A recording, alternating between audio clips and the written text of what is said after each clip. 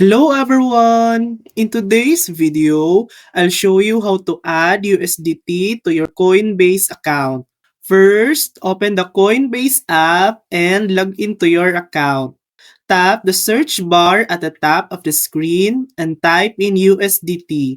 If USDT doesn't appear, you can choose USDC, which is a stable coin equivalent to the US dollar.